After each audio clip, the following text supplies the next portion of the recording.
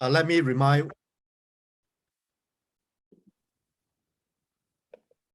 All right, guys, it's another session that we have here with our special guests and all this.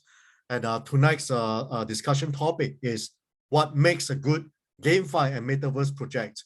Obviously, this is a very generic topic, but I think it's very important for because either you might be an investor, or you might be a gamer, or you might be someone who wants to get engaged in the new world, right? The Metaverse world. So we have many different guests from many different backgrounds. We have, the guests from, aggregator platform, Gems. We have, the GameFi project, and we also have Metaverse Real Estate Play. We have NFT with gamification and socializing elements, so we can have the views from different angles and perspectives. So it is very interesting. So my name is Yuen. Yep. I'm the CEO of Labs Group, and I will be the host for this evening or day, depending on where you are. So all our guests are from different parts of the world. So let's start by having them introduce themselves and their project, some highlights, and then we can start to explore the different topics.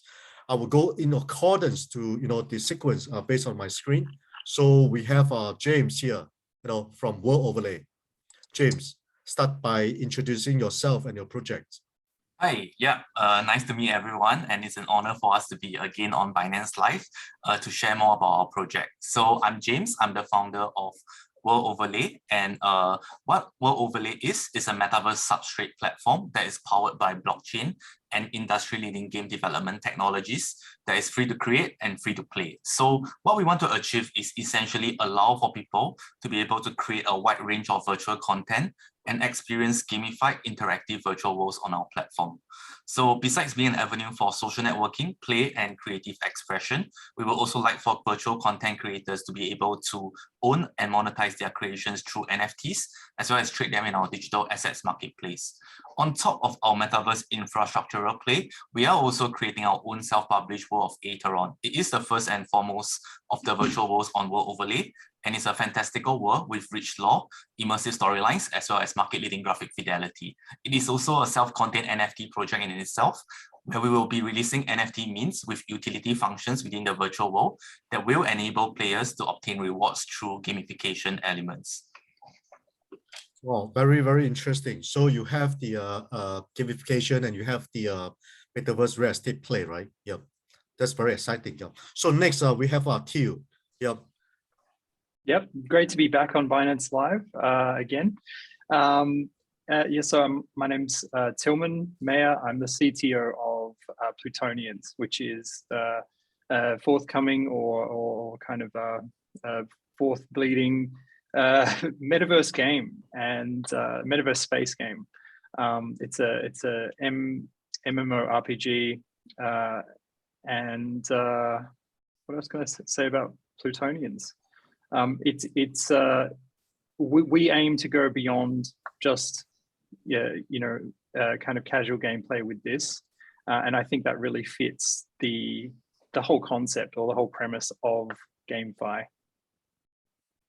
Yep. So tell us more about your role, right? Is being a CTO of such a big game boring or stressful or fun? It's definitely fun, and our team is worldwide. So usually there's always someone awake and someone sleeping, but my favorite part of the day is usually when I wake up, because I can see all the amazing things that the team has been up to, overnight, overnight for me.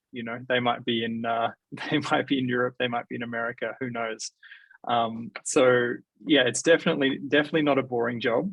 But CTO, I'm essentially tasked with deciding on the technology stack, and that has been, I feel like that has been really like the quintessence, if you will, of a metaverse project, right? Because you are really essentially, looking into your crystal ball on a daily basis and saying, hey, look, where is this thing going? What is the metaverse? How are we going to get there? One step in front of the other, and it's very exciting to be able to define a standard, essentially, or be a part of defining an emerging standard.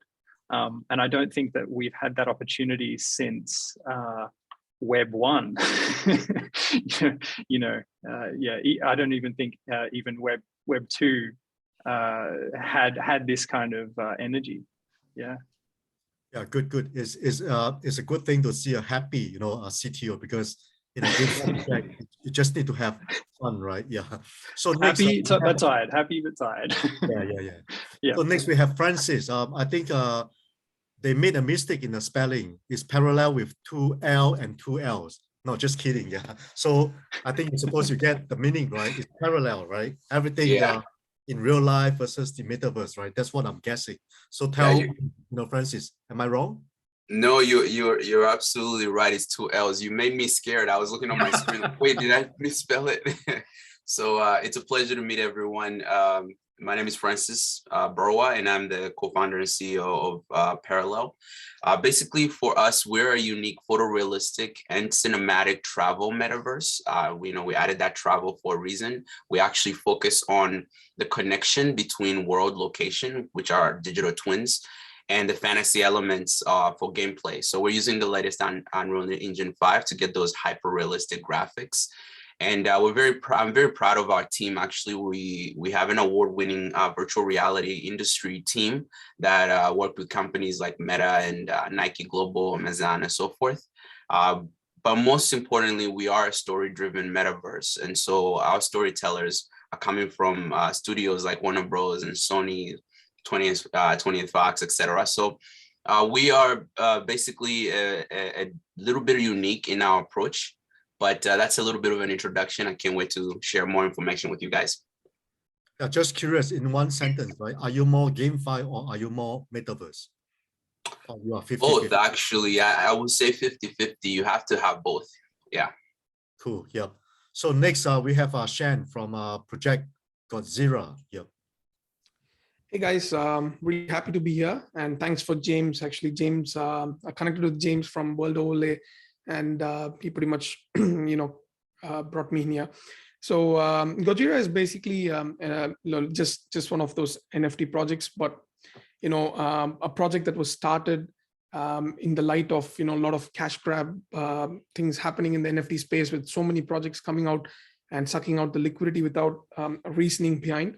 So we are a project that's focused on pretty much bridging. Everybody tells this, but bridging the Web 2 to Web 3 kind of thing, and not just focus on just one particular part. We believe that games are one of the biggest resources in the world, in terms of the revenue and stuff like that. So we started this project with the 100% of the funding and the royalties, everything going back to the community wallet, and pretty much build with to show how NFTs can be run as a business, where I get a monthly pay and the core team members get a monthly pay, and not something where we took 10% of the profits or anything like that, even till this date. Started with a mint of 0.05 ETH, and our Genesis collection is now at 24 ETH. So that's pretty much in about 3 months. And then our Gen 2 launched a month back, the second collection. That started at the mint of 0.1 ETH, and now it's at 5 ETH. So we managed to, I think, kind of break past the $100 million valuation kind of thing. And we collected as minimal as possible. We started with $0 intentionally, collected 15 ETH and built this, which is what is something we wanted to prove how amazing this NFT space could be. You don't need to be, you don't need to have lots of ETH, or you don't need to have, crazy amount of backups or connections. Although I had connections, although I had ETH in my hand, but this was a project that was mainly started to prove a point. And so far, so good. And we strongly believe in metaverse, but then the word metaverse is being heavily misused. Everybody is like, hey, we're coming with the metaverse, and what's your roadmap? We're buying NFT worlds, right? and they build something there, and that's Metaverse. So we didn't want to just focus on that. We wanted to leverage our Web3 influence to bring back more value to the Web2, because we still live in Web2, and that's been our primary focus for the project as such. And yeah, I mean, we don't want to just use the word, we don't want to brand ourselves as just one particular project, but gamification is one really important factor, which is why we even contacted James, to go forward with and I believe that games should be an actual game, not just some pixelated 2D shooting game, which we played in 1980s, and just because it's in blockchain doesn't mean it's a game. So if we want to build a game, we want it to be like an actual proper game, for which we are building our basement, right? We are building, proving to the community, showing ourselves, showing our strengths, climbing step by step. And then when we do the fundraising for games and stuff later, it's not going to look like, oh, this team is just here to grab money, but then there's a proven team behind. So yeah, that's pretty much. So it's in simple, you can say Godjira is a Web3 business focused on bridging the Web2 and Web3 side of things. Okay, that certainly sounds very interesting. I suppose we heard the keywords from you, right? Web3. I think later you can have a lot of sharings for us, right, on what is a sharing economy. Yeah. Yep. So next, Louis, from Game Wonderlab. I heard that it is a very good gaming guild.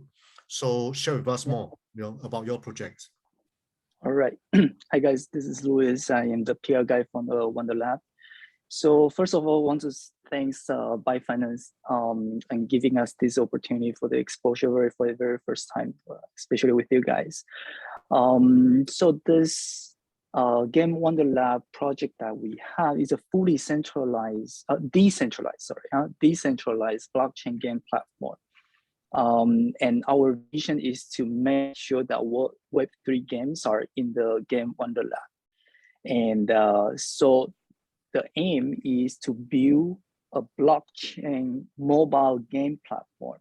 Now, I would like to emphasize more on the mobile part, as I think a lot of the games that we see out there are AAA rated. It's moving toward a much higher level and more competitive, as we are intending to make this for the common cell phone gamer. Our team has been preparing for this quite some time. We have people with over 20 years experience in the gaming development. And yeah, I think we can do this right. Very interesting. Yeah. Before we go to Andy, I must say that I'm such a bad host, right? I forgot to say thanks to Blocklike, for having us here and having us on Binance Live. The last session we have, we did achieve more than 25,000 views, right? With the panel guests we have right now, I'm quite sure that we can beat that record. Okay. So once again, thanks to Blocklike, we are now on Binance Live. Yeah. So Andy, you are, what you call GEMS, esports 3.0 platform. I believe that it is an aggregator platform. With that, I think, you need to be very strong in all those BD. I don't know how you guys are going to do that, in a very efficient way. So share with us more on your project. Yeah. And your background and all this. Yeah. Thanks. Sure, certainly. Thank you, Yuen, and thank you, my partner. Also, thank you, Yuen, for hosting this event.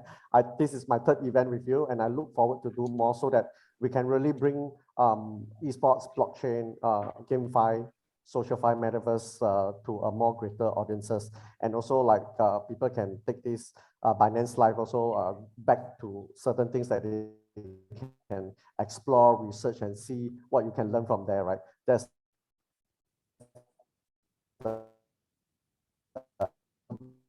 this VC for once again. Hi everybody, my name is Andy Ko. I'm a Singaporean based in Vietnam, where the concentration of esports and gamer is at the fastest and highest growth in Southeast Asia. And also blockchain, esports, and real estate industry is one of the three biggest and most popular within the millennials, and also in terms of investor, right, for real estate. I'm the CEO of GEMS. I also wear double hats. I'm also the CEO of Let's Group and CTO of Arena Esports Hotel, which later on I'm going to share with you why this combination of three companies form GEMS. So GEMS is basically based on a non-profit organization that we have decided to set up that is esports 3.0, right? So our storyline is really based on a technical part where we feel that what if we bring esports into blockchain? Esports started in 2011. During that time, there was also a lot of issues. There was a lot of scam and stuff because of match fixing and stuff like that, right? So 10 years later, esports boomed, and now it has grown into mature. It is even growing at the youth, right? So you can see from schools, they're already developing academic. So it means that esports has become a stable industry by itself. Now, if you look at blockchain, and it does have a lot of benefits. And one of the two benefits that we can talk about today, and I think we're going to talk about, is the digital ownership via Web 3.0. So with the help of NFT, I think a lot of people in this event is going to talk about and share. But what we really wanted to do is to create a platform, not just a platform, right, but a platform that includes an aggregate that we can bring the traditional games and the blockchain games together in a platform that we help all our partners. And if you can see behind my background, these are all my partners. Yeah, and some of them is also invested by Wong. So our mission is to really help through our platform, do marketing, make the blockchain games available to the worldwide, and that there's no any other best wishes to. I think there's so 6 months ago we have raised. Yep. Sorry, please go ahead. Yeah.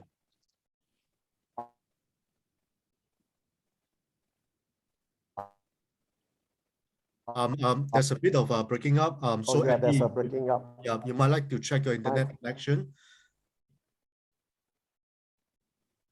So let's continue with other guests. Yeah, while Andy check on your internet connection. Okay, so next, our topic is, like what I said, very generic, but we can see things from different perspectives, right? Because I myself, I'm a project owner, I start up projects and all this. I'm a serial entrepreneur, and yet I'm also an investor in different blockchain projects. But sometimes it's really hard, to tell what exactly is a good GameFi or Metaverse project. And right now, what's so special here is we can see this from different perspectives, right? Because we have James, in a Metaverse play with gamification and real estate play, and then of course Shan with NFT, with all the sharing economy, a gaming guild here, and a spacecraft, kind of a GameFi project. So share with us, right, James, what do you think makes a good GameFi or Metaverse project? Yeah. Hey, thanks, Yuen. So I think maybe since I'm the first to elaborate on this topic, maybe it would be good for me to kind of define what I think is the metaverse and what it would represent as well. So as Shan has mentioned previously, I do think that the term of metaverse has been rather overused, like inappropriately as well. So it might be good to kind of like share what I think of what a metaverse would represent, and maybe we can carry on the conversation there. So I think a metaverse platform or virtual worlds rather would have certain qualities that would qualify them to be a metaverse, at least to be a predecessor to a metaverse, right? And I think it has to have synchronicity, it has to be live, it has to have as little kept to a number of concurrent users, it has to have a fully functioning economy, it has to be an experience that spans both the digital and physical worlds. I think that's something that Francis covers really well with regards to his metaverse play, where there's like digital twins. Would leave it for him to expand on that. And I think that it should also offer unprecedented interoperability of data, of digital items, of assets, and of content. So I think that's one of the nice things about the metaverse. And I think a good metaverse platform or a good GameFi platform will essentially be the platform that ticks all these boxes and also is able to allow for a vibrant creator economy, for users to come on board the platform and essentially create their own virtual content, and to have their communities on board in the same platform, engage in different social elements, engage in different gamification elements, and engage in different commerce elements, if not other kinds of interactions as well. So yeah, that's essentially what the overarching idea that I have of the metaverse is, and that's also what World Overlay is trying to facilitate by being the substrate project, which enables creators, including ourselves as our own creator, to create different virtual worlds of different types. It could be hyper realistic virtual worlds, could be 2D virtual worlds, could be other virtual worlds, as long as it's something that can be created with our underlying game engine, our underlying SDKs, and our underlying platform as well. So yeah, that's essentially what I do think a good metaverse platform or a good GameFi platform will be. Of course, with a good GameFi platform, I'm probably not an expert here with regards to GameFi projects, but I do believe that on top of that, there should be an element of immersive fun, something that is more advanced than current blockchain game standards of it being rather simple, with rather simplified gameplay loops, not much true immersion as well. And where, I think one of the key things to note here is that a blockchain game does not really equate to a metaverse game. And just utilizing the usage of NFTs, utilizing blockchain transactions in some layers of the game itself does not necessarily mean that it is a metaverse game as well. It should be something more ambitious, and it should also incorporate various elements of what a metaverse experience should be. So yeah, that's essentially my answer for that. All right, so yep. Francis. Can I just chime in? I first, before I forget, I wanted to say I really respect what Shan had stated in his introduction in regards to these projects that just simply use the word metaverse very, very easily. So I think I like what I'm hearing from everybody on this panel. And James, I thank you for kind of seeing what we are doing being different. But one of the most important aspects that I took from what you just said was also the fact that you're not enclosed. You're not just saying, hey, everyone just world overlay. You're saying, and regardless of what metaverse it is or what quality it is, you can kind of work with each other and not necessarily be competition, because they're saying it's the new internet. And for that reason in itself, it should be expansive. It should be a bigger play than a small enclosed world. So just wanted to echo that and say I appreciate what you just said. It's really good, actually. Yep. Anything anyone want to add on? Like Q. So tell us, your project is, to me, very GameFi, very metaverse, right? Yeah. So share with us. Yeah. So the question, what makes a good GameFi Metaverse project? I really feel this question, Yuen, because I really feel like in my role, I am very often kind of the bridge between these kind of multiple parts that have to come together to create, what we're talking about, the kinds of experiences that we're talking about. I also really love, I think you mentioned before, the sharing economy, right? What makes a good one though, I think definitely in my role, I'm constantly kind of breaking down this thing we call the metaverse into its core components, just for my own sanity. But I think that's probably useful if we're going to talk about it. I mean, look, on the one hand, you have the GameFi, which is very important, but what makes good GameFi? And then you're having a slightly different conversation, which will eventually lead into it. I think what makes good GameFi is good DeFi, and what makes good DeFi, the same things that we're usually talking about, decentralization, and even, as granular as good token design. And I know a lot of people have even stopped talking about that. They start to talk about economy design. So designing the economy. which is even more forward thinking. Then you talk about the metaverse, and I mean, I always love to say when we're talking about the definition of the metaverse, I would consider a metaverse to have the three characteristics, which lead back to the origin of that word, and that would be VR or AR or some sort of bridge, between the worlds. Compatibility, which is super important.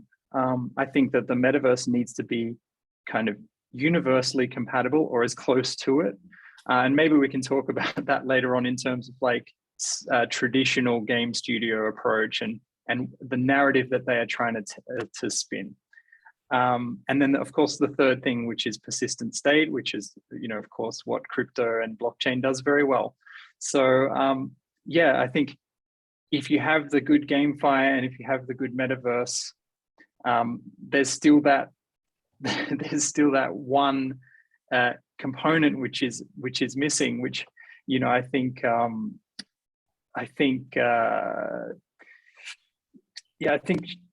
Francis and Shan spoke to very well in terms of making sure that the gameplay experiences that we are developing are meaningful and are high quality, right? Can I share? So for me, maybe because maybe if I can jump in here.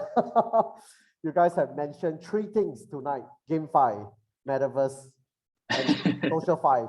Do you know three of them is already part of my gems, GEMS?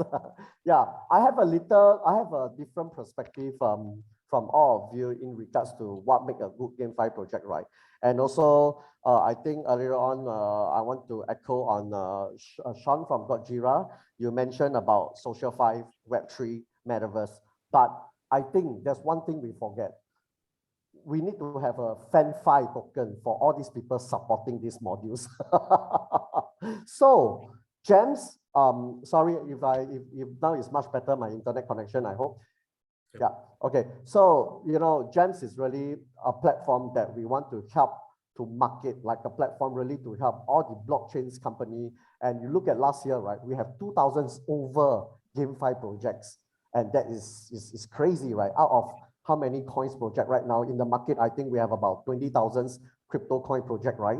And GameFi already almost make up 51% of it. So I think the trend is right. We talk about Web3, we talk about sharing economy, we talk about decentralization, we talk about Metaverse.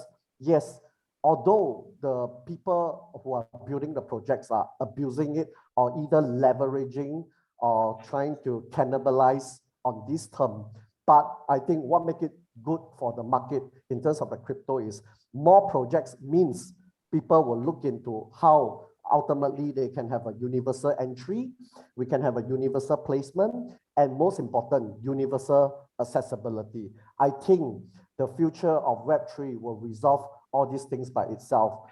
There is no one clear winner in terms of the platform that can ensure mass onboarding in terms of all those projects out there. But I still feel over time, Web3 will find a way to resolve all these problems. It's just like you look at very simple, right? 6 years ago, what was very popular, remember? Food delivery company, taxi service booking is very popular. It is, the whole taxis are all scattered. There's no one system. They make one platform, everybody can get into, and it's proven over time again. And as an advocate of esports 3.0 and blockchain, I believe time will heal and ensure all those people on this project. And what makes a really good GameFi project is the people have to stay focused on the project no matter what, and also determined to finalize and complete the project. Maybe it will not be ready in the 1-2 years, but it will be ready in 3 to 4 years. Look at how Bitcoin, 8 years, nothing, 2017, boom, 7,000, 30,000, 40,000, right? So timing is excellent. But when you enter a project, stay till the end. That is what, to me, makes what a good GameFi project. Because technology, we can do it. Operation, we can do it. The whole circle marketing is controlled by the human. But most important is the founders of the project has to stay long. That is what I feel really make a good GameFi project. Yeah. Yeah, I just want to add on more, right? Because I personally, I do invest in quite a numbers of projects. Like what Andy said, I think the passion and how far, how committed the founders would be, right, is also very important. That's why sometimes, I kind of like invest in quite a few projects here, right? Yeah. So look at them; they are all smart looking, and are very passionate people, and I think that's also very important when we try to pick the winners. Yeah. So next, we can have Louis, tell us from his perspective, right? Because his is a game guild, right? Of course, guilds are typically more focused on the finance part, right? Because guilds have to, make things work in that way, right? Yeah. So tell us more, like Louis, how do you pick what would you, say what is a good GameFi or Metaverse project? Okay. I think since GameFi is still to be called as a game, so you should have all the characteristics of a game product. Okay, so still have the core advantage of having very strong entertainment and strong socialization.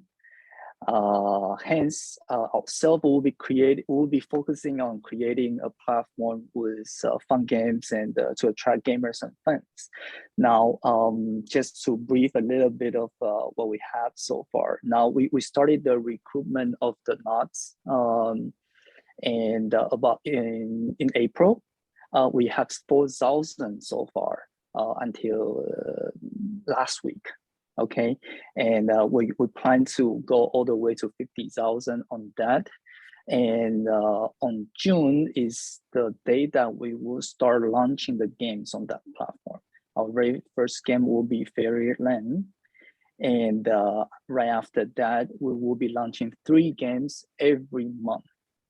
Of course, not all the games will be 100% own. Some of them will be created by partners. Other ones will be by invested companies. But we do actually have a high and very tight schedule as where we want to go with this. Try to develop this in a very high booming way on this. And last but not least, on Q3 we'll be launching the software development kits, so that some of the other traditional game developers that we know can implement by themselves and add on to the platform. Yep, I'm just curious, right? As a guild, typically I see a lot of guilds place more emphasis on the game finance part, right? But what about the fun part, right? Right. Yeah, what do you think? Like which is more important, or yeah. I have to say the next king, well, the way, and by the way, this is just a personal opinion, the next king in this is whoever figured out the way to have the fun in all this. So far, the feedback that I've gotten on this is that most of them are not focused on fun, unfortunately. Now the way we try to persuade this is that we will bring in we already have established developers that are successful in real life. Okay, so I think we kind of want to bring in the clans and the fans that currently follow those games into the platform. That's the way we will try to persuade this. This game guide is a necessary, at least for the time being. Now we understand that the accessing cost is actually quite high initially. Okay, so I believe that this is for at least for the 2-3 years period to come, it is necessary to be there and reduce the cost. After a while, when the economy of scale allows it, I believe that a lot of the users will start accessing enrolling by themselves, and instead of going through this DL. Yep. Yeah. Sorry, may I jump in? Go ahead. Yeah, Luis, we have to connect. Okay, GEMS is a platform that will help to onboard your 3 games, and through our platform, we can help you to market. But at the same time, yeah. But at the same time, you mentioned about the game of True and the assessing cost, right? Which is why GEMS understand one of the issues that we already see, maybe not so huge now because we only have about less than below 1 million of blockchain gamers, but I think the number is going to supersede, right? So having said that, I think one of the 2 common problems is going to happen, and we feel that we need to focus is NFT affordability. And GEMS actually have 2 ways to solve this, right? The number one is, before you can talk about play to earn, you still have to buy a NFT to enter games.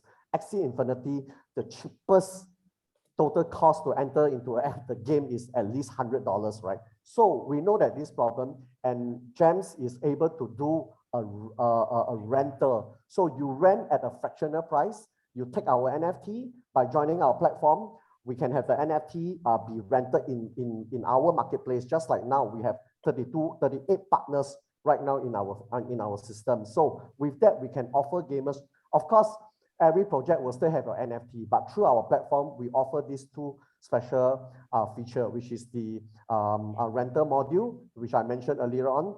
And then the other one, we also never forget about the people who are NFT investor. Not everyone is a gamer, right? But maybe some of them love games, they don't play games, but they know a lot about the games happening. So we also realized that there's a group of NFT investor. We actually have another function for them to pay by installment, earn some money later on, pay installment to us, earn that money, and then sell it back.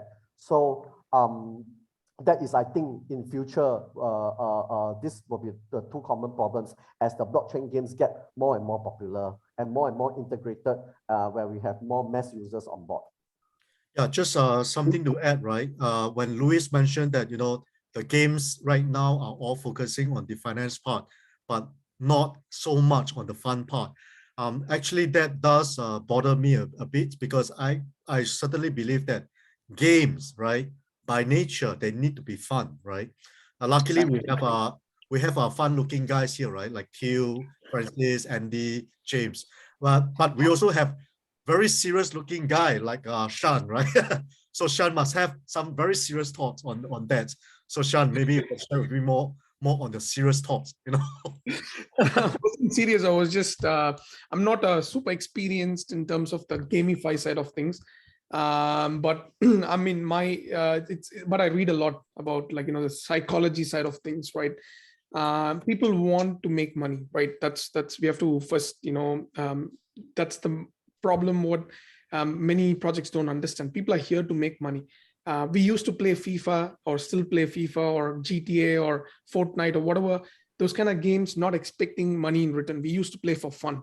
What's happening nowadays is even a game that could be fun has turned into just a product that, like, kind of pushes where people are like, oh shit, I want to make more money out of this. And the fun element side of things is is missing. I feel like, it kind of becomes stressful.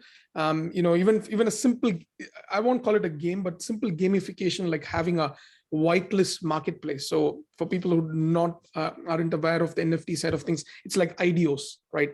Like where you can participate to try and win this chance to mint projects before they start. It's almost a guaranteed, like a 10 or a 20 or a 30x when it launches, right? People are getting so mad that they're not winning, right? That fun element side of things, which is supposed to be a fun thing. You come, you participate in a raffle, you're like, okay, I didn't win this time, let me go the next time and I win. But even for a simple thing like that, so much of money being involved stresses people a lot. Like, whether we like it or not, you see a guy right in your same server or somewhere, and he's made $10,000 right in front of your eyes, and you're like, you missed it by a small margin or something, right? It stresses you out. So what's happening after a point, the longevity is kind of in two reasons. One, either they lose all their wealth or the money, they go all in, they lose it all. So the longevity side of things is gone, or your mental health, is pretty much reached a point where, you cannot continue any longer because you've gone kind of crazy about this.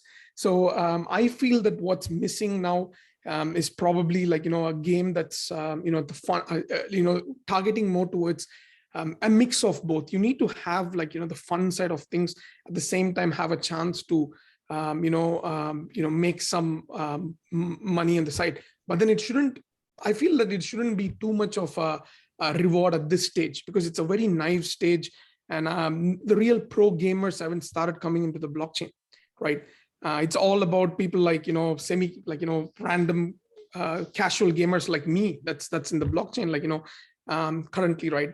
So I personally feel that this part has to be addressed about how do we, for me, what makes a good GameFi project is where if I lose, it's okay, I had fun. Why do we go to arcades? Why do we play FIFA? Not that we are making money. We played because there was this fun element.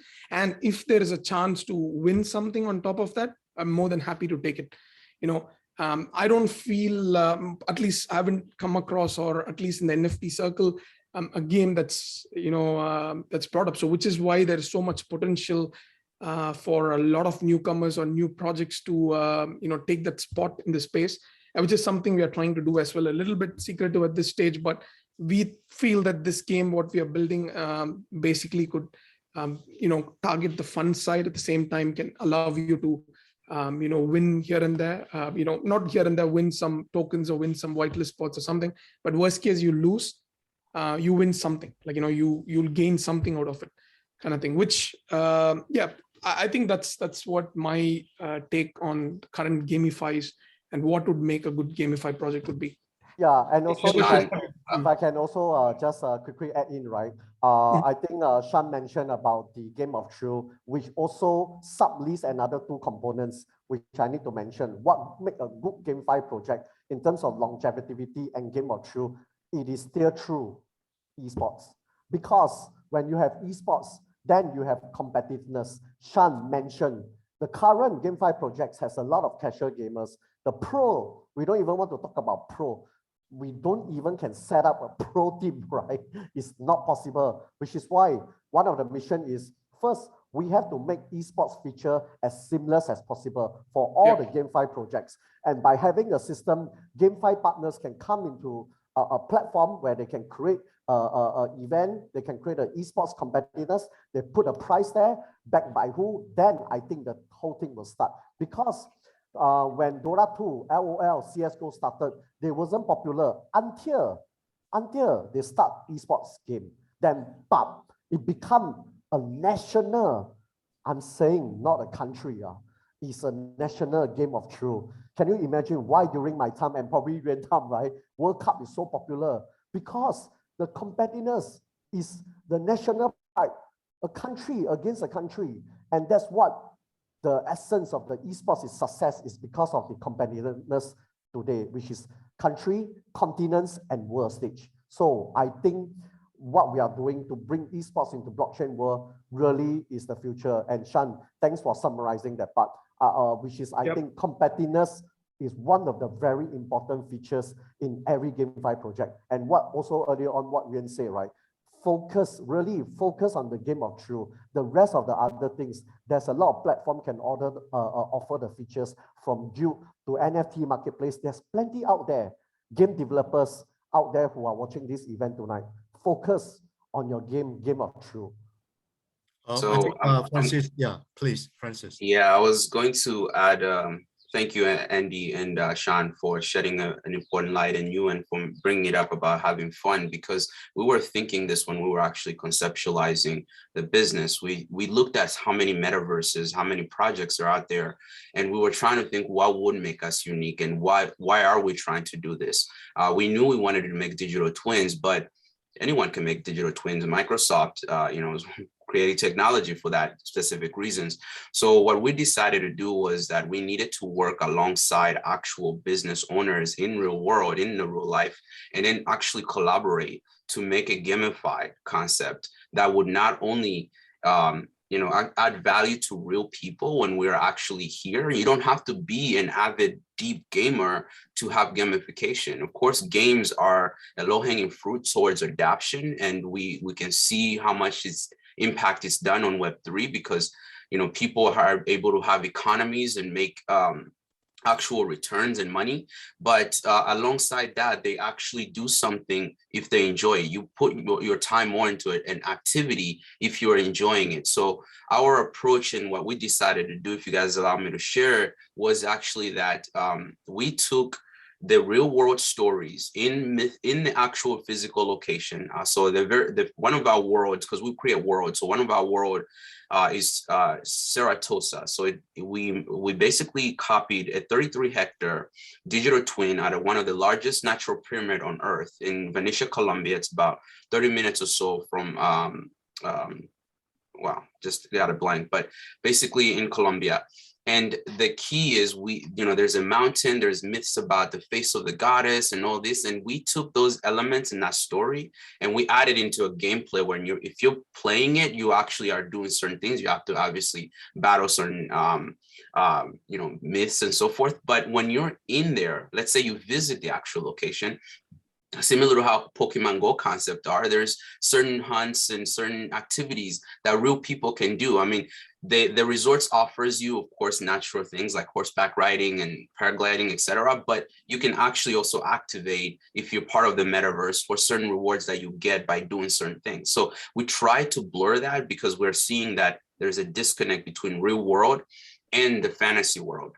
We want to make sure that we still have to come back and eat, sleep, and live our lives. So we shouldn't be one or the other. It should be our lives. If we're making money and people are actually starting to have real jobs in the fantasy world, then it should somehow have also another effect to them in the real world. So that's our approach. And I just wanted to make sure that I chime in on the fun part.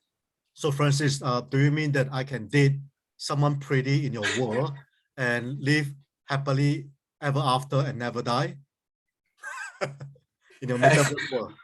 I don't you know what? I'll leave. I want that to be your imagination.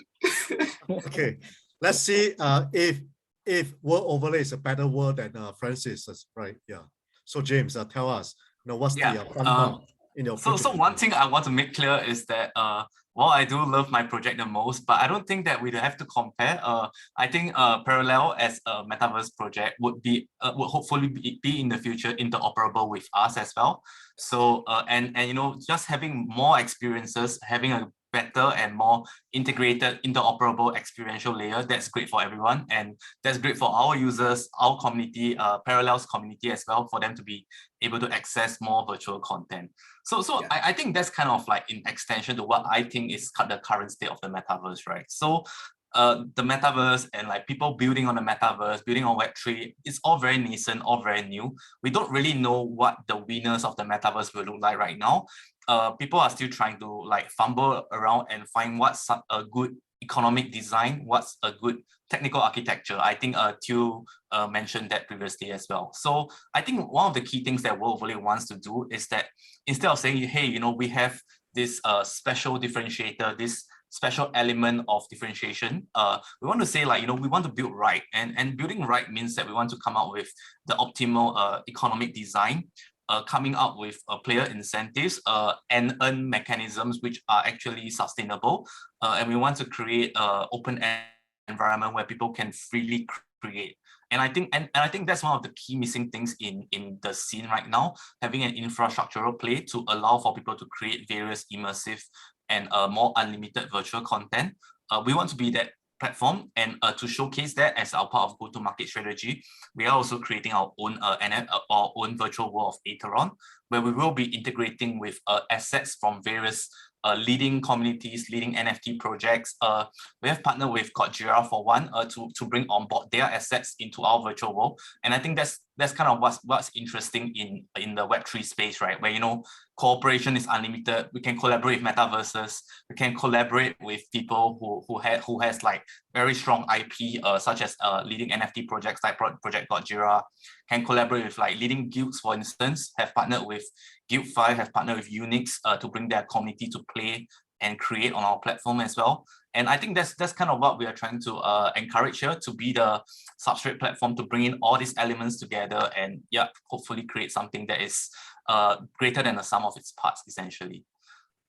Yep. Like what Shan said, right?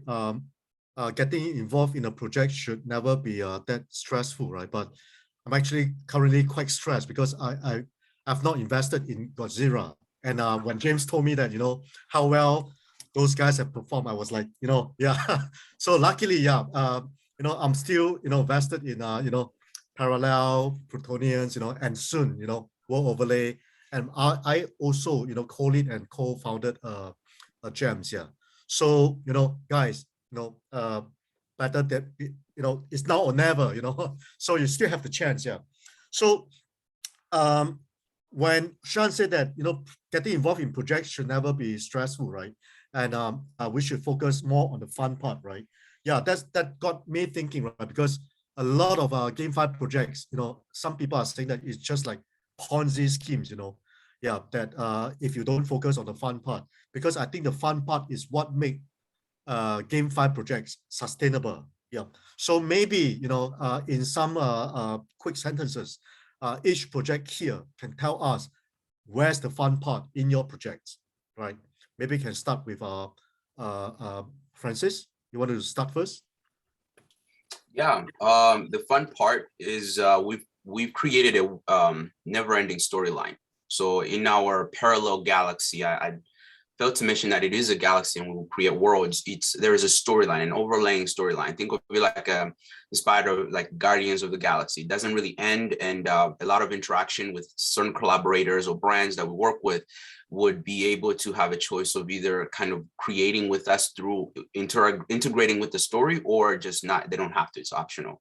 The second part is that we have themed worlds, different worlds. We have digital twins, right? I mentioned that multiple times, but we also just have fantasy. Like we have one partner world that we're working with. And so when we launch, which we do our beta in 5 months, we'll have 3 worlds, and each very unique, each different. One is a digital twin, one is a space station floating, and another one is, think of it like a Viking-like world. So our fun part is that you're going to be on an adventure. That's why we say it's a game and travel experience, because you would be traveling, you would be getting different experiences in all these worlds and interacting with just different, unique, whether it's our partners and other brands, to interaction with other users. So that's our fun part to summarize.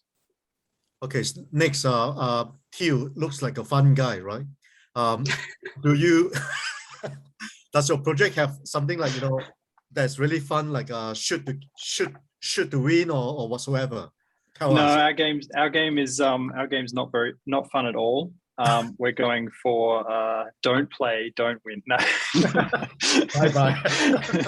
You shouldn't be here then. Just kidding. No, look, the Plutonians team, I think it's been mentioned by a few people here already, but we were entering a space that was already kind of crowded out with scams and this and that and games, right? And I think a lot of the games were even not even their games. They were just kind of like something that they bought and slapped blockchain on and shipped it out as fast as they can. And it's kind of it's a blessing and a curse, working in such a fast-paced industry with things, one year in the real world is like 7 in crypto years. In terms of fun, we wanted to lead with fun. So we could have launched market, launched NFTs, done all this, that, and the other thing, but we wanted to kind of really kick things off in a fun way. So we started with VR demo, and that was our first contact with the world. We pushed the VR demo up, and we've since pushed the top-down shooter up, so people can kind of play around with the game as it unfolds in real time. We're going to host all of these things on labs. So if you go to labs.plutonians.tech, sorry, I'm doing a bit of shill, but labs.plutonians.tech, and you can see the roadmap and you can see the components of the metaverse as they're created.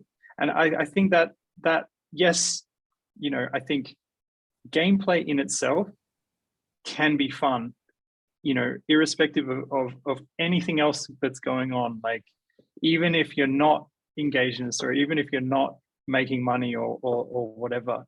I think that is probably what I wanted to talk about more when we were talking about fun, because there is this perception from the quote unquote real gaming world. And look, mostly it's a small percentage of very noisy YouTubers, right? It's not representative of the whole gaming world. But I can't help but feel that they take the incursion of crypto into gaming as a sort of an attack. It's an attack on their leisure time. It's an attack on their fun time. And I think that traditional gaming has, for the longest time, you know, set itself up as an escape. So you might be working all day to you know, pay the rent, but then you go home and it's fun time. You are still wasting time, but you're wasting time on your terms. I think, you know, Shan definitely you know, had a lot to say that you know, about that, you know, in terms of you know, being stressed by the money side, right? It's important, and I think, you know, we are, yes, we are kind of able to create these little microorganisms, like little micro projects, but the metaverse is bigger than that. And if we are going to kind of transcend or like elevate to that point where there is interoperability and transaction happening P2P and also like game to game, that's the point where we start to get interesting, where we are actually starting to stand up the economies of the future, and where the threat of automation and unemployment stops being such a scary thing and starts to become a fun thing. That's probably my weird take on it. All right, yeah, certified fun guy, fun projects that would make you money. Okay, so let's jump to James. Let's judge whether he's a fun guy with a fun project. James. Yeah, sure. Sorry, is this still the same question about the metaverse? Yeah, because no. I was the. Yeah. Just tell us what's the fun part in your project, right? Oh, right, cool. Yeah. So I guess for our platform, it's a little bit different. There are two distinct stakeholders here.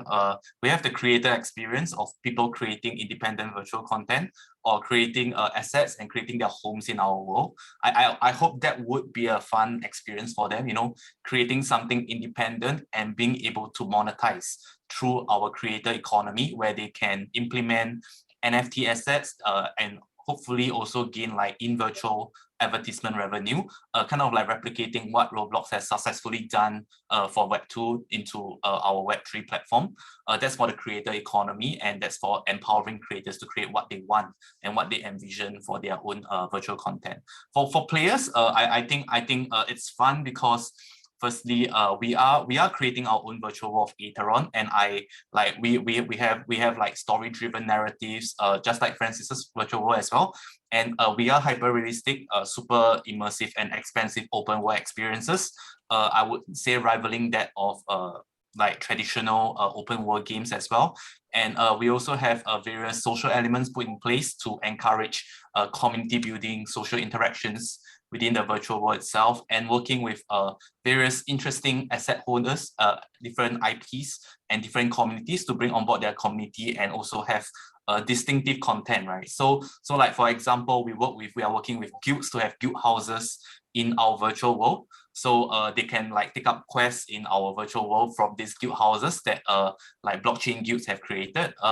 We have like NPC characters from different NFT projects that you can interact with and basically engage in certain in-game activity with as well, and various aspects like that. So yeah, I guess hopefully for our platform, what we want to do is that it's fun and and people are incentivized through a sustainable monetization mechanic to both create and also to play on our platform as well. Cool. It does sound fun, yeah. So Shan, tell us, what's the serious fun in your project? It's muted, yeah. So, I mean, right now, it's really stressful, right? It's definitely, we have a lot of chat and we enjoy, I try to calm people down. We have this game nights and stuff, not like serious games and stuff, but more like this lol beans and, crab games or something like that, like, basic ones to try and win some NFTs or whitelist spots. But again, it gets stressful, even for a small game like that, where it's out of your reach, you're just watching, like something like marbles, right? You're watching and I can feel people getting like super stressed watching, because big, win on the line, like, you win this NFT or you win this whitelist spot, that's like 3 to 4 ETH, like, that's $16,000 to $20,000 straight up in your pockets, right? So right now, I wouldn't say anything is fun, but better than, I can only compare with other NFT projects right now. So we are trying to implement, techniques to make sure that, kind of calm these guys down to an extent, while participating in a few games. And, and there's always this thing, right? Why do I never win? I keep losing and I'm not lucky and all those kind of things, right? This part keeps happening. So we are trying to bring some fair method approach for win as well. Like, you win something big, you have like a 72-hour or a 48-hour gap before which you can win another big prize or something like that.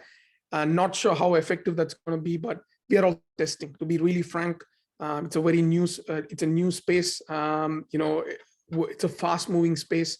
One day if we don't put any announcements in the Discord server, people go and sell the NFT. Like, they're so impatient that they're like, oh, I didn't get any value today, let me go and sell it, right? And then they are like, the same set of people will see a new NFT, this NFT floor go up by 10x after they sell. And they're like, oh shit, I made a mistake, I sold that, right? And next time they go to a new project and they keep repeating the same mistakes. Because if everyone knows the project's gonna do 10x, then nobody would be selling. So as somebody mentioned about sticking with the project, till the end, right? That's really important. Like, having a mix of loyal holders, and at the same time you should have this secondary volume and secondary sales go on as well. Getting that perfect balance is hard. Like, projects like Bored Apes or something sitting at like what $500,000 or something now, and they still have this volume every day, and at the same time there are like strong holders, right? That's like that's pretty much probably is the aim for a lot of them. And if you ask them what's the stress for the holders of somebody like Bored Apes, they don't even have a game or anything now. They just chill and they relax, and they pretty much like the belief that the project would grow, right? Not everybody can play games, right? So it's important that you should also have these investors where without playing any games, they should be able to win, right? Either a capital growth or some kind of a passive drop or something. At the same time, you want to attract this hardcore gamers where they see this opportunity to develop or hone their skills to go forward. So currently, it's a very stressful environment. I think whoever is in NFTs, they know, I sleep for 3 to 4 hours a day. It's been like 6 months since I slept more than that. And it's worse for holders. Like, we make money, it's fine. Like, we spend a lot of time, we develop, it's our project, we do it. But a lot of these holders, they're even worse. Like, they're like, oh shit, if we go and sleep now, there's some announcement that we'll miss. There's some new drop that we might miss and stuff like that. So I wouldn't say anything is fun right now. I'll except probably Bored Apes. I don't see any other NFT holders being like, hey, I'm so relaxed and I'm like, they say this proverb, right? You have no money, you're stressed, but then you have this potential to make more money or have more money, still you're stressed because you want to make more and you're addicted to it. Like, making I started crypto in 2016, right? And at the time I buy a crypto, I never sold any of my ETH from 2016. I don't know what happened, but I had this, kind of like conviction kind of thing, or luck, you may say, or I was lazy to sell. So I used to just top up my ETH and I never used to sell, right? But then at the time, having a 2x or a 3x in like a month was like, oh my God, this is like crazy, right? Like, and because in stocks, you get like 10, 20% a year, and that's huge. And cryptos was giving like 2 or 3 or 5x in a year or a 10x in a year.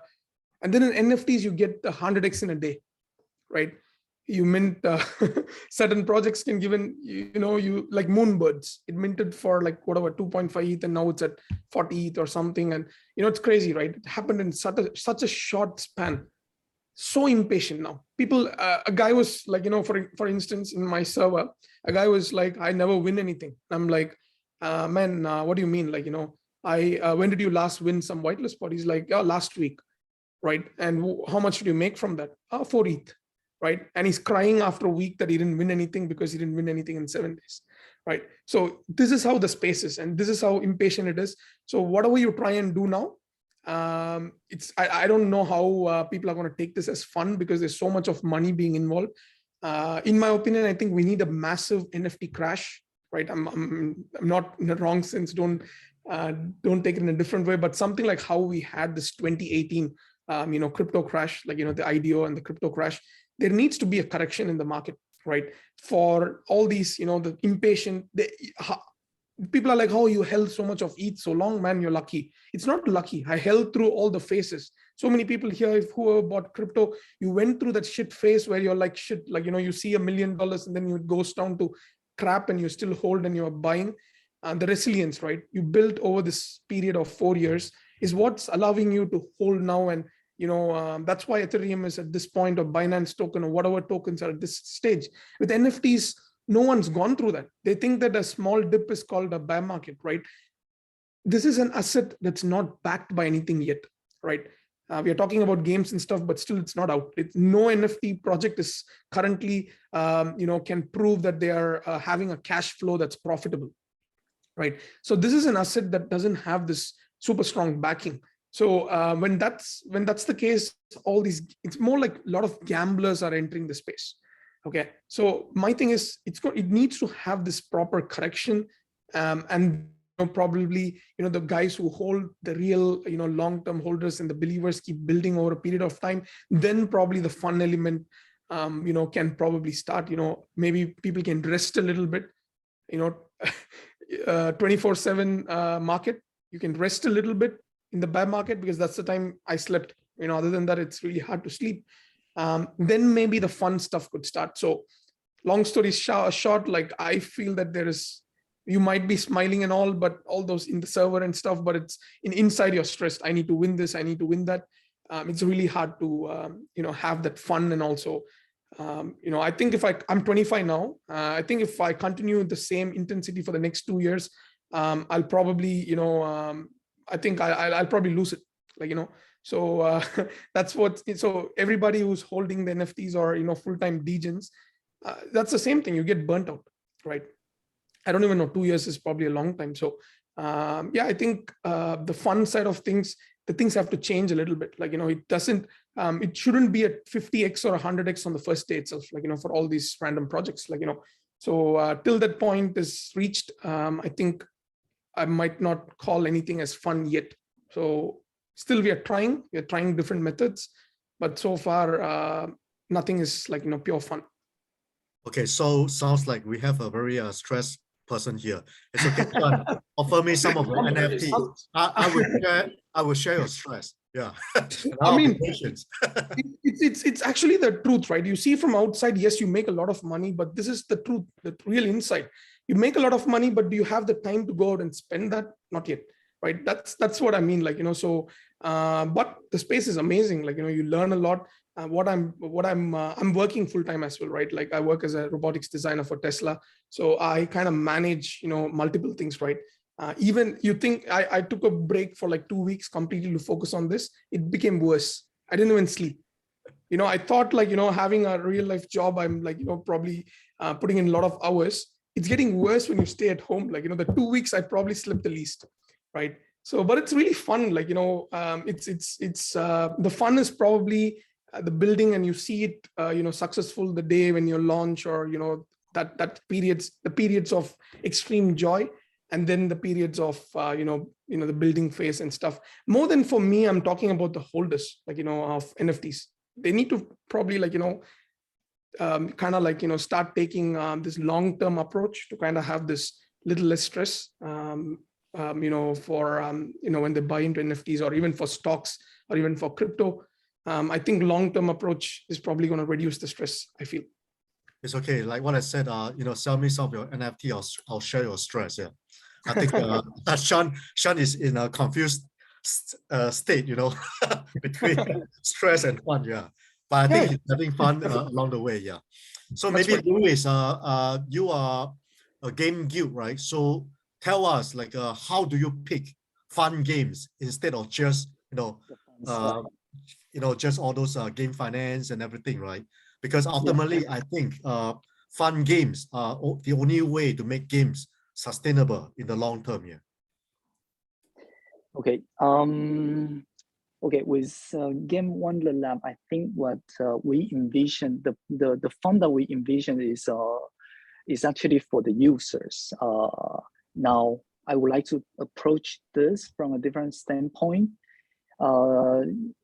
Instead of having fun only when you go into a game, now with this new platform, this new mobile game platform, we'll be able to access it anytime, anywhere, right? So, and then we have a vast traditional game developer that with proven success, and hopefully that combination will bring a lot of joy to a lot of people anytime, anywhere.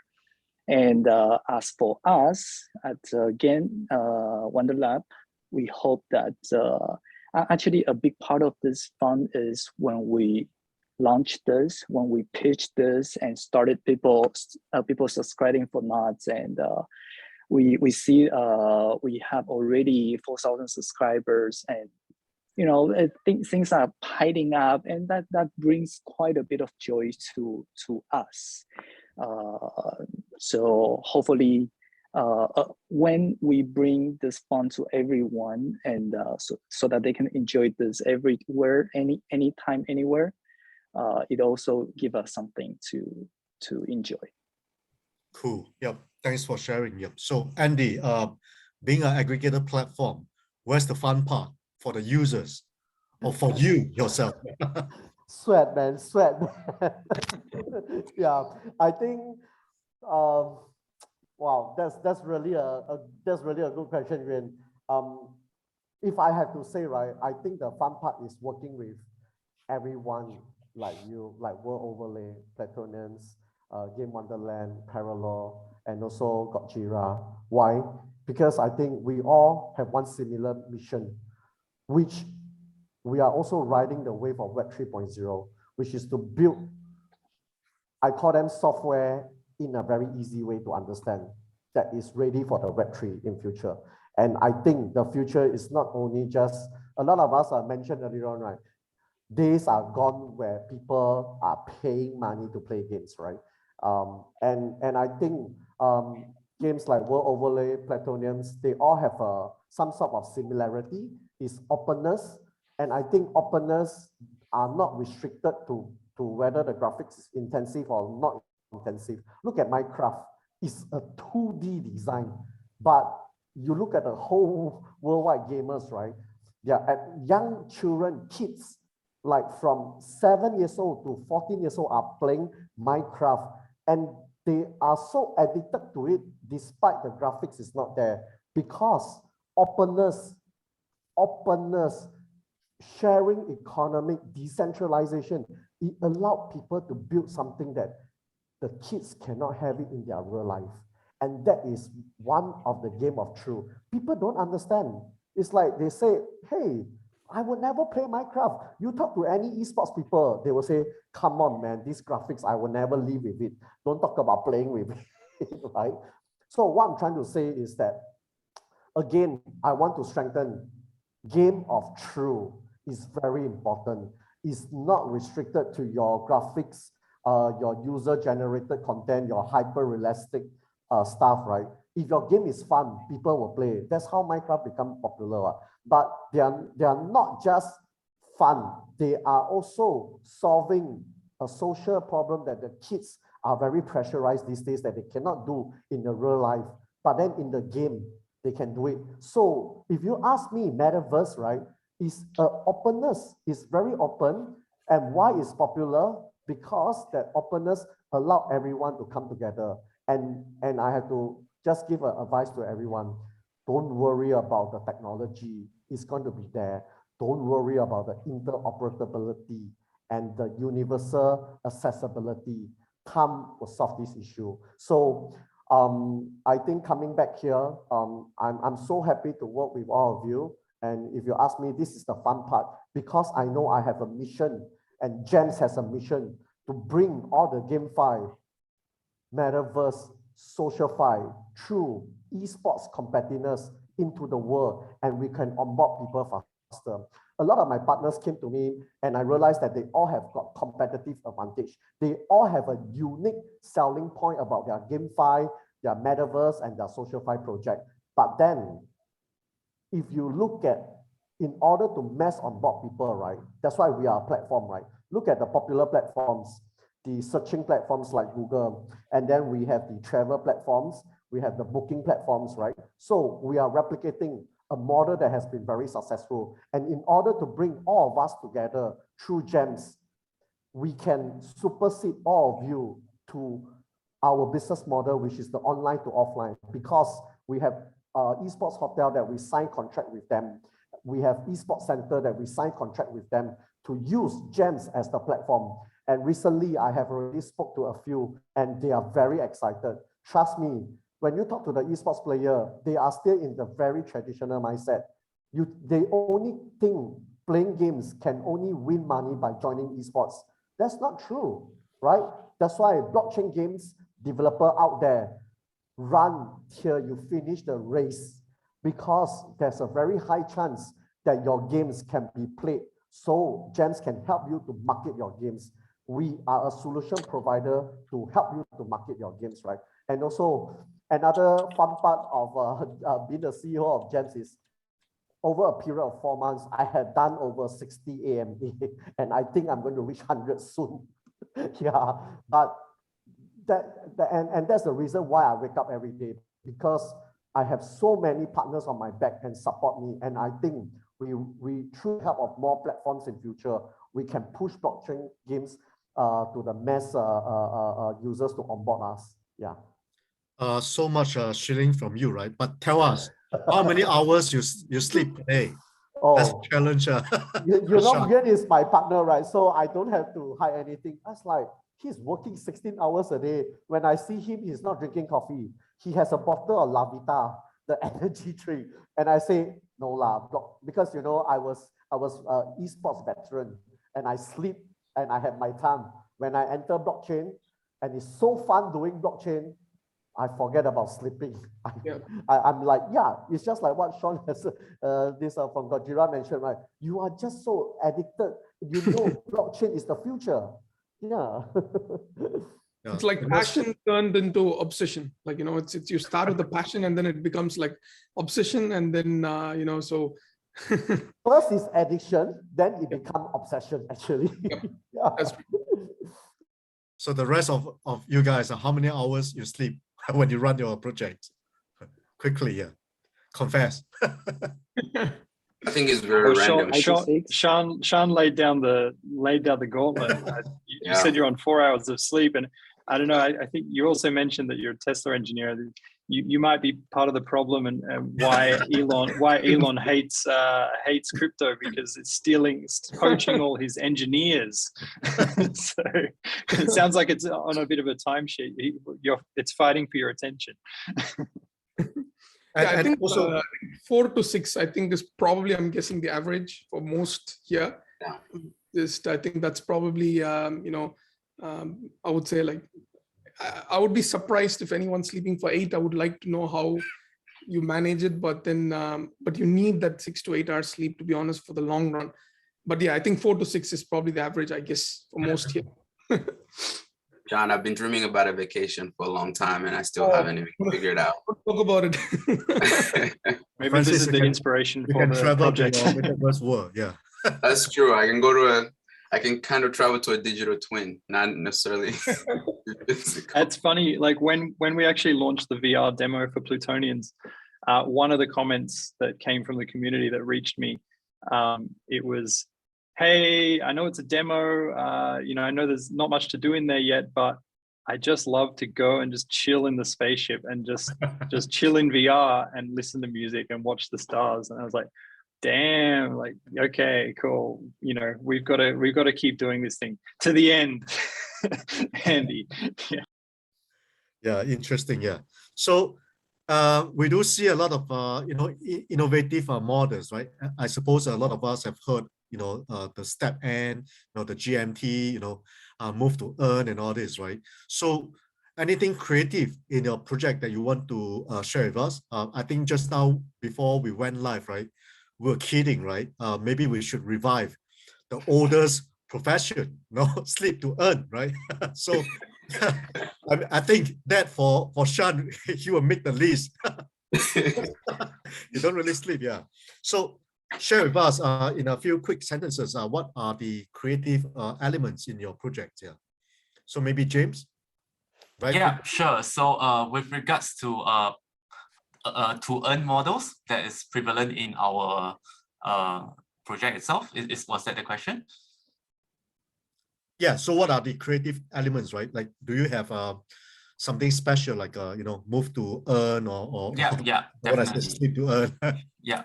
Okay, so I think one of the key things that we kind of have to like understand here, right, and which is one of the key I would say one of the key failures with regards to pure and simple play to earn games is that it is not sustainable in the long run, and that's because there's simply nowhere where economic value is being generated.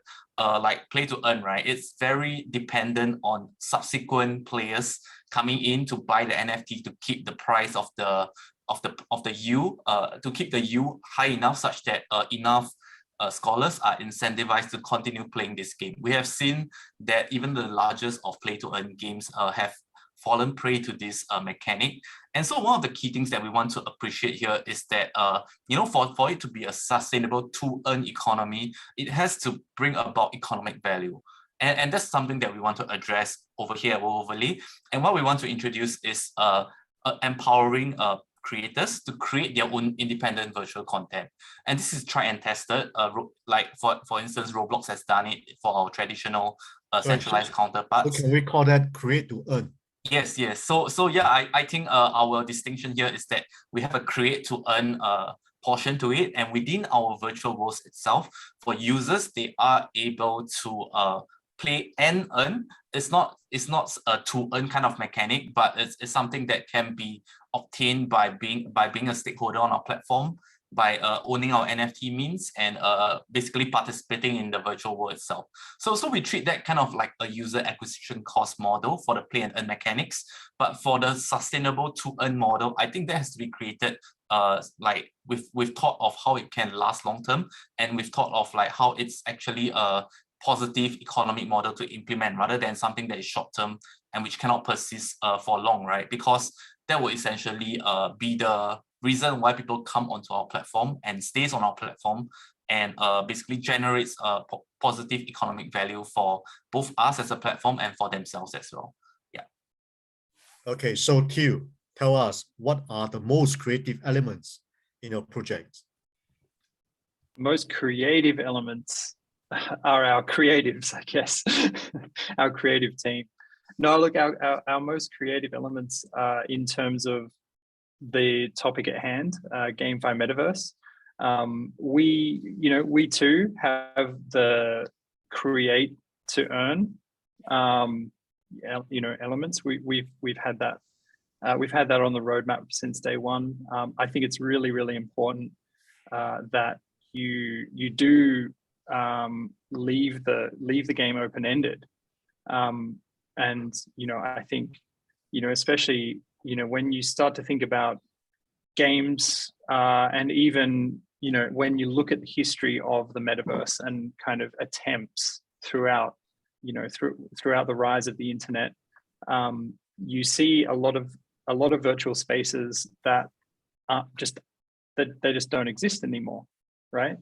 And hopefully this decentralized storage and crypto persistent state stuff will solve that. But yeah, I mean, I think making sure that players have multiple ways in I think is going to be a really a defining factor of GameFi. As others have mentioned here, some people don't even play games, but they still want to participate, and that's where you can kind of lean on your GameFi, or even your other channels. You've got people who don't play games, but they watch let's plays on YouTube. You have people who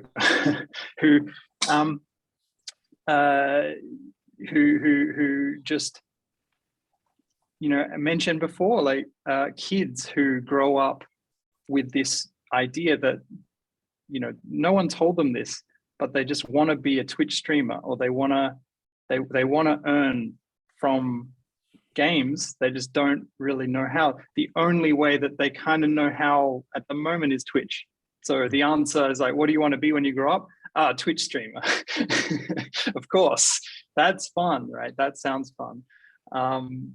So look, I hope that we get to a point where Shan's automation and robotics, and we don't have to work anymore, and then that does actually become a viable career choice for everybody. Look, getting sidetracked again. I guess, look, Plutonians, we are not only the video game, not only the play to earn, right, or even build to earn. It's more like a framework for the community, and we are essentially going to have to be responsive to whatever that becomes and whatever name that is given. Cool. Yeah. So Francis, what about you and your project? What are the most creative elements? Yeah, I think Go ahead. Sorry, go ahead. Order. Yep. Go ahead. No, I was going to say, I think I've mentioned a few, which was just the digital twin aspect. I think connecting it where if you're actually there, we're actually incorporating AR elements.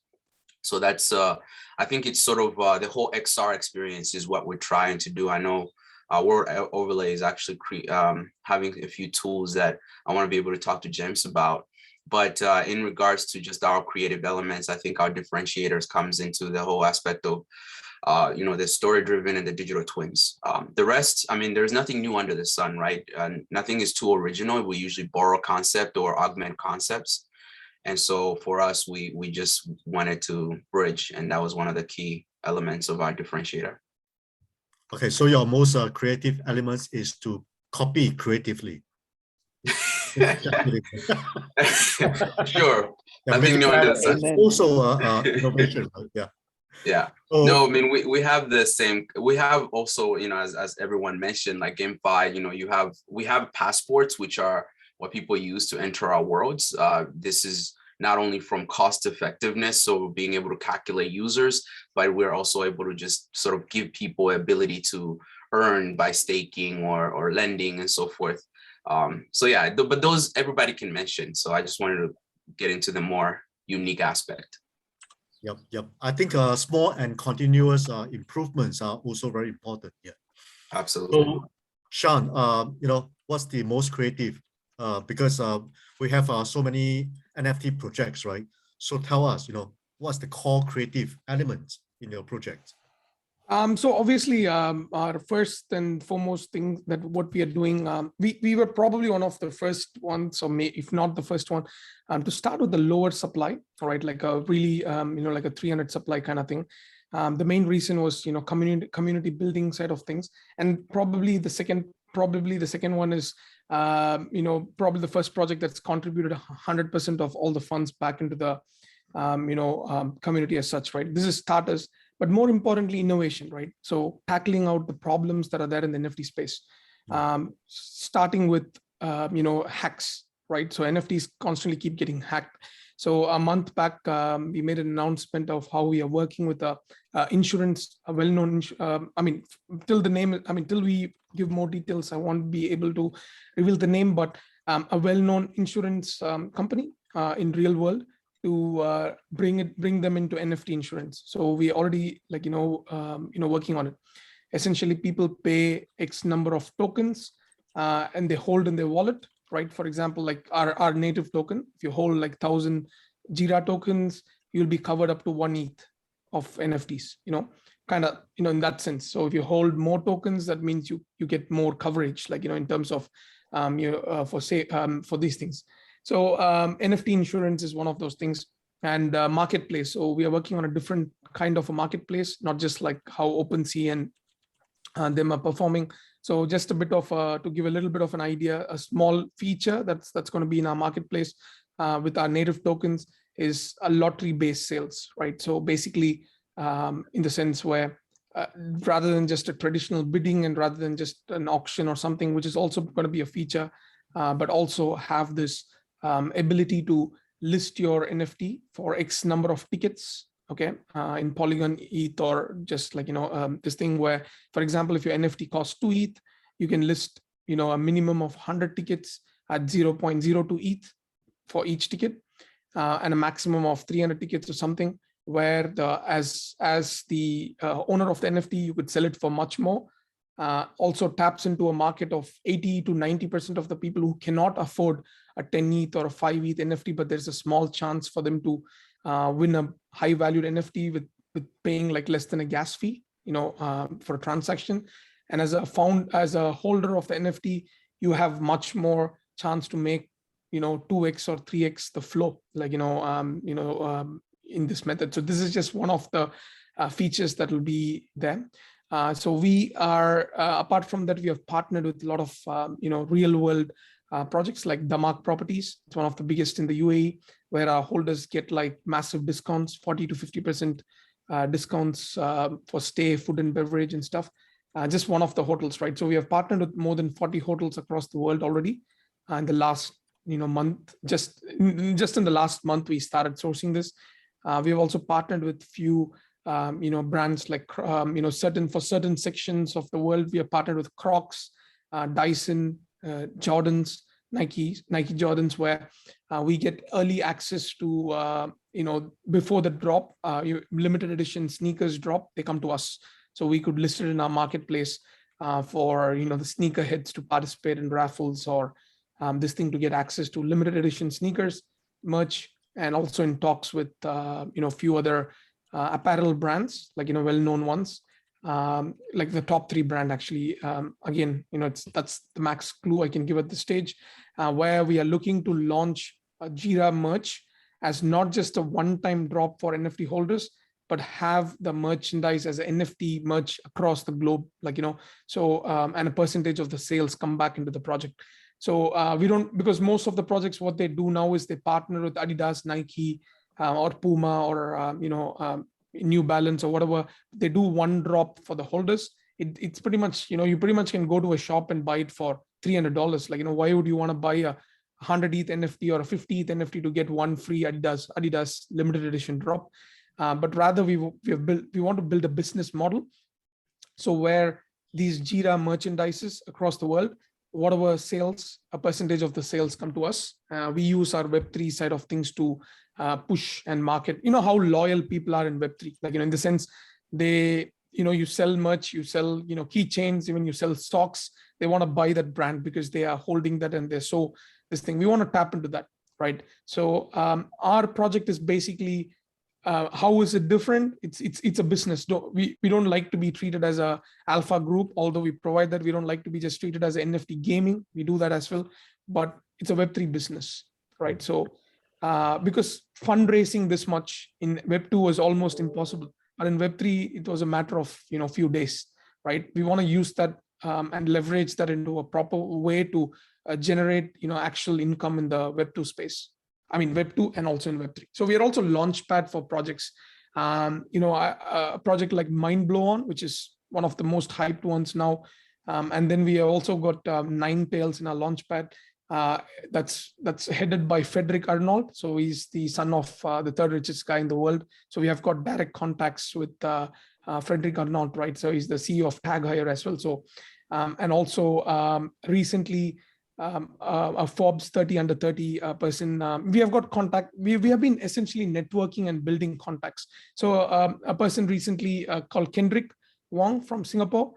He basically he invested about 100 plus ETH into Godjira just 2 days back. He came and bought about 15 NFTs off the floor for 100 ETH. And another person, again from Malaysia, a big billionaire, he came in and swept enough for another 100 ETH. So we have been, in talks with actual, people in the space in Web2 who have been successful to, recruit them into Web3 and leverage their contacts in Web2 and our, experience or our contacts in Web3 to, actually bridge the gap, not by just gimmicking by providing 1 or 2 drops, but by actually building a business out around it, from merch to games to, you name it, an actual business around it, so that's the way we have been progressing.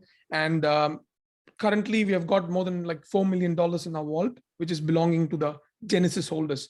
So 333 people, the initial ones, which we sold, which is at 23 ETH now, that those people are the holders, are almost in a different way. I can't use this word, but more like the, in an indirect way, shareholders of the project, right? Yeah. So the 333, we limited it. So we limited the collection for the Genesis collection. So it makes more sense. Not like having 10,000 and then, making it thin, but 333 people literally getting almost all the royalties, all the sales, the future drops and everything. And we are pretty much on a monthly salary, right? So that's pretty much the what's unique about us and the approach that we have taken here. Yep, a lot of creative thinking in the business model, yeah, and offerings, yeah. So let's come to Louis, right? As a game guild, right? I mean, currently there are so many game guilds and all this. You have the YGG, GGG, what have you, right? Yeah. So how do you stand out from them? What's the creative elements in trying to make a difference in the crowded world? Here at the Game Wonderlab, me and my associate, we actually we are strong believer that 90% of the gamers are now on mobile phones. Okay, and to be honest, those are the gamers that we want to target with this platform. So the creative parts of this project, I will put it in the mobile part, right? It's a blockchain mobile gaming platform. A lot of people are creating the game. A lot of people going into the blockchain, but how many of those are doing this on the mobile platform? That's how we will. That's how I think is the bit of the creativity that we put into this. Cool. Yep. And let me quickly share a little story on how I got to know Andy and started this GEMS, right? So basically, Labs Group is in digitized real estate investments, and because of that, we chanced upon a chance to acquire a big stake in esports hotel business, and that's called Arena Esports Hotel, which will have 2 hotels in Singapore, and then 1 in Cambodia, and then I think 1 soon in Malaysia. And because we see that as a hardware kind of business, right? And without a good software or platform, right? You can only be a burger shop and never a McDonald's, for example, right? And that's why when I got to know Andy, I said, look, I think there are so many GameFi projects out there, SocialFi, Metaverse, right? But there's no good aggregator platform, right? It's like you need someone to build a Web3 version of Garena, for example, and the speed and the execution and the creativity are all very important elements. So I told him that, look, maybe we should have this because the esports platform would help the GameFi sector. And then, of course, with the more users, it will also help our esports hotel business. And then with all these businesses, and then I can have them put on the Labs crowdfunding platform for people to get involved. And also because of that, right, I consider myself a thinker, right? I like to think, that's why I also sleep very little for Shan knowledge, right? So, and I came across, Francis Parallell and James World Overlay. I said, look, right? Then we can have something like a hybrid offering with the physical properties along and have a one-to-one metaverse rendering, right? So Francis has promised me to do one metaverse rendering for me on our Singapore esports hotel because it's live here. He cannot say no. Let the audience be the yeah. We actually are almost done. We're like 50, okay, cool. 50 a little bit more than done. Yeah. Yeah, that's why I'm being smart, right? I put him on the spot and he cannot go back on his words, right? You did. So, you did. yeah, it's just one thing that maybe later I can talk to Louis on how to integrate the game guild and talk to Shan on how to make you guys some exclusive offering even in our offline hotels and all this, right? Yeah. And Hugh, sorry, I haven't explored the space out there, right? I'll get to you, yeah. So Andy, yeah, back to that. Yeah. So what's the creative elements in your project here? Yeah, thanks. I think Yuen have already briefly spoke about one of our most important element in GEMS. Of course, from corporate-wise, it is still our esports. But personally, as a CEO of this, I really feel is our O2O marketing platform because of our strength and our partnership with the Arena Esports Hotel and Let's Group. It allowed us in a very special and unique situation, plus the correct timing. Timing is everything, right? If I try to do a platform now where there's not enough GameFi projects, then I have to wait out for very long. But I think we came on the right time. And when I started Esports 3.0 together with Yuen, I was actually hooked by him, right? But it's also something that he wants to prove how he can onboard an esports veteran from a traditional world like me. He convinced me. He told me, say, Andy, with the help of blockchain, we have got smart contract, right? And then we have got multiple, I think one of the things that all of us agree is monetization, because this is a one killer feature that is able to hook and mass onboard traditional people into Web3 in a way much faster through gaming projects, SocialFi and Metaverse. So I'm very proud to be this to announce our O2O business model, because like what Yuen has said, we don't want to just become another Burger King. We want to become McDonald's. They own the land. It's through their offline that the presence of their brand everywhere offline in the country, that's why they become the king, right? So we are replicating a model that has been very successful. I think ongoing, I also have look forward to partners more with more GameFi projects. So for tonight topics, what makes a good GameFi? I think we all have agreed: openness, hyper-realistic, and so forth and so forth. There's so many features, right? And I still personally endorse this: finish the project, run to the end of the race. Because if you finish it, the time will come. Blockchain is matured now and is growing very strong. A lot of traditional companies are migrating because of the help of blockchain association. Don't believe, just type the word blockchain association. It's happening everywhere. Of course, we don't want to talk about crypto coins, right? Crypto coins is another subject that I think we can talk about later. But just blockchain alone, which is why esports 3.0 is really esports plus blockchain.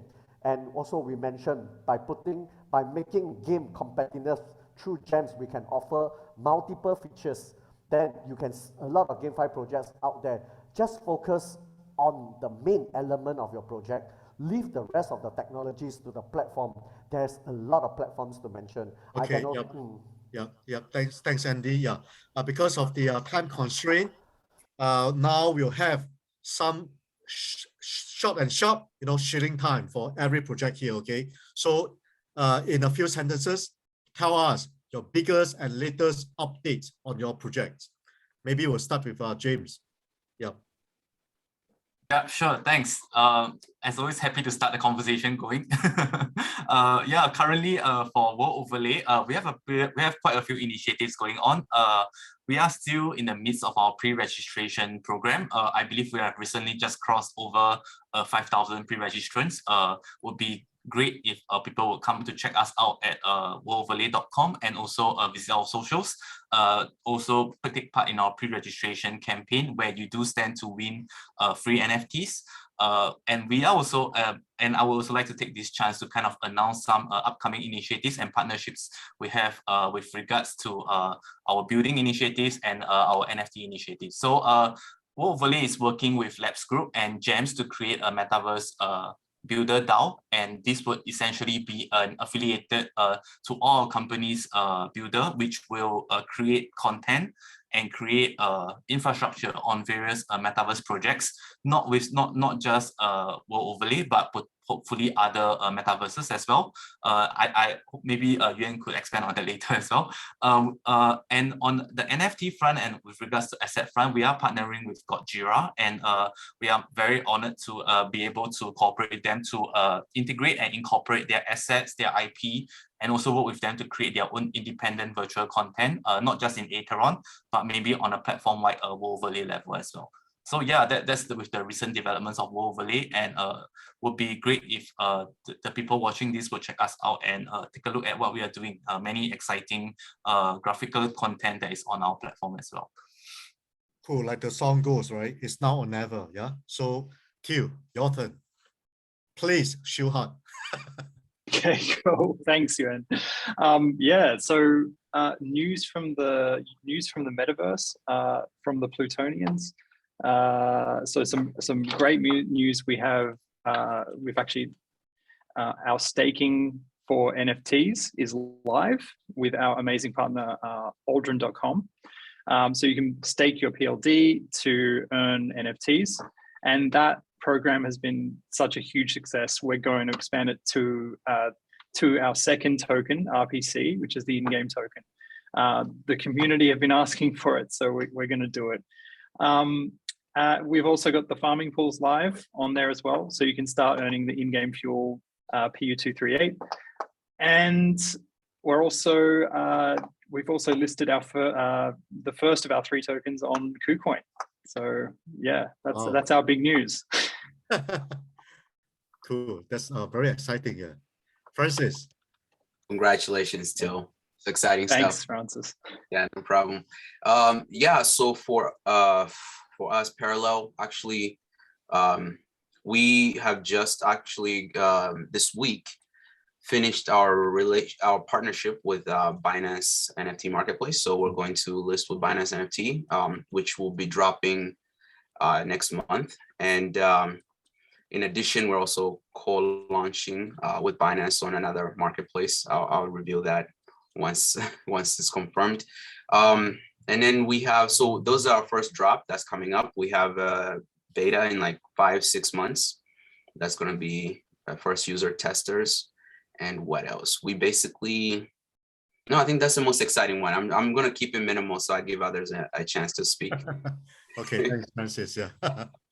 So Shan, tell us, 1 or 2 big news. We'll get the audience. Remember, we're on Binance Live. Yeah.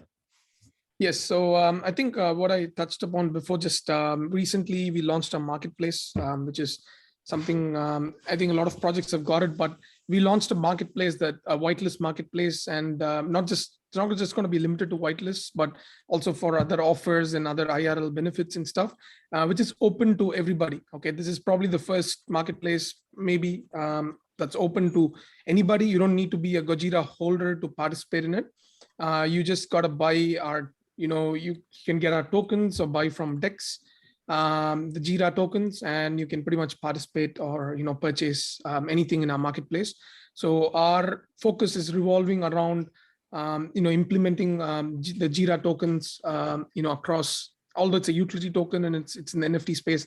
ApeCoin from Bored Apes have gone into a path, but then there's no other tokens in the space currently in NFTs that have got gained enough traction or this thing. So we have partnered with a few other projects where our tokens will be the native tokens for them as well. So this is probably another first as well. So for a group called Dante Walker and another one, Amir Hussain. So he's a pretty big influencer in the NFT space. His project where our tokens will be the native tokens. and few other projects that we are partnered as well. Like right now, our team has told me not to tell the names, but a really big project with over like 40,000 ETH traded volume. And like, they launched like a couple of months back. So they'll be using our tokens as well as a native token. So essentially this token, most of them misunderstand the use case of a utility token, and they come in and then they, it pumps and then it kind of becomes useless in the NFT space and the tokenomic side of things. So we have worked out in a way where our tokens have, can be used by anybody, not just the holders, which we feel is NFT space is already small. So it restricts most of the time. Why the tokens fail is because it's restricted to 2,000 holders or 3,000 holders, because you wouldn't need, anybody else wouldn't need, there's no use case for anybody else, right? Only the holders need to keep buying and selling the tokens. So it kind of like, always dumps. So we left our token is pretty much can be utilized by non-holders of our NFTs as well. So expanding, in the use case for people. So the marketplace is up recently and it's open. And obviously our the next move is our VX collection, voxels for Godjira. Voxels is launching next month, most probably on the 4th week of May. Haven't announced it yet, but 3rd to 4th week of May. So that's going to be an entry point for newcomers to join the Jira space. And mainly it's used for sandbox and a few other. It's a very pretty much just a part of our roadmap. Many of them use VX and sandbox as the main part of their roadmap. So this is probably like 1% of a roadmap, like having sandbox and VX, but also a chance for us to expand. Now I feel that the entry point to Godjira has become really expensive. Like the 333 at 24 ETH, and the Gen 2 is sitting at 5 ETH. So it's become really hard for newcomers to enter the Godjira ecosystem. So now we feel is the right time to expand with our VX collection. So the mint is going to be like 0.1 ETH. We have made a promise that we'll never ever make like crazy mint price and make it inaccessible for majority. Even when our Genesis was at 20 ETH flow, and when our Gen 2 was about to launch, we only had a mint price of 0.09, right? Although we could have easily sold for much more. So we are making sure that it's accessible for a lot. So our VX collection is dropping next month. So yeah. Okay, yep. Thanks, Sean. Yep. Louis, yeah, share with us 1 or 2 big news. Yep. Sure. Okay. I think I will point out three points of the latest news in Game Wonderlab. Number one, the blockchain mobile gaming platform is coming in June. So that's just a month down the road. And second, we'll be adding 3 to 4 games every month. Okay. We established success in the traditional gaming area. Okay, that's number 2. And number 3 is that even though we actually currently we're planning for 50,000 knots on those, we started the recruitment of the knots in April 10th, and we have over 4,000 knots so far. Okay, so there's still room there. And so those are the news I want to share with you guys, and hopefully get to talk to some of you guys after this and find cooperation. Yep, thanks for that, Louis. Yep, Andy. No problem. Yeah, first of all, I'd like to thank you, Cryptograph Rating, right? 2 days ago, I received a picture from Yuen Wong. I woke up as usual, starting the days, knowing that war is starting. But it was a good news, because the first news I want to share is that GEMS is currently ranked #1 across top 10 launchpad. So, and the Cryptograph Ratings rated us based on our products, our launchpad, our investor, our KOL, and as well as the community. We achieved a score of 93 out of all those top projects across those top 10 launchpad. So I'm very proud and very happy to announce rank #1 for GEMS. And also thank you to all the partners like World Overlays, Plutonians, who make us successful together. And we are even more driven and motivated to help market blockchain games into using our O2O model. So that is one of the biggest first news that I want to share. The second news that I want to share is we managed to also got a verbal agreement to work with to be listed on 2 top-tier exchange. For more details, follow our Gems Telegram group. And finally, I think the third news that I think is a big news for me is still my team and my founders, because and also my partners. That is really the biggest news, because we grow over time. In a short period of 4 months, we have gathered over, I think, 90 blockchains and traditional top esports agency in Southeast Asia. So that is another great milestone, because GEM's mission is to bring esports into the blockchain world through 3.0. Yeah. Okay, thanks for everyone. Yeah, I'm sorry because of time constraint, right? Yeah, but I quickly summarize, right? Yep. So for World Overlay, Parallell, GEMS, they are in their last private round and all this, and I think for GEMS has completed, but Parallell and World Overlay just started, so don't miss them. Yep. And I think GEMS is going to be launched on Citify and all this. So congrats. And unfortunately for you guys, Plutonians have already been listed, but you can still make sure you grab the value from the secondary market. I think Q has said they are listed on tier 1 exchange. Congrats. Yep. So for Godjira, right? Obviously you can grab them from the NFT market and share some of the stress that Shan is now facing, right? Yeah, but make sure that you are patient, right? So Louis, what stage are you at right now? Maybe you can quickly tell us, and then we can close off this session here. Thank you. So we are launching the mobile platform in No, I mean, are you in a private round, or are you? Oh no. We actually have not started any of the financing on this. Everything so far is self-funded and through the recruitment of the nuts. Okay, so yeah, of course, hopefully we get a good chance to move forward on those. Okay, so for the audience, whoever is interested in getting the notes, right, you know who to contact. Yep. So with that, yeah. So let's get together into the new revolution. Yep. So stay foolish, but stay bullish. Thank you, guys. Let's be connected. Thanks, Yuen. Thanks, everyone. Thank you. Bye. Thanks for Thanks, having us. Thank you, guys. Thank you. Yeah, See ya. sure.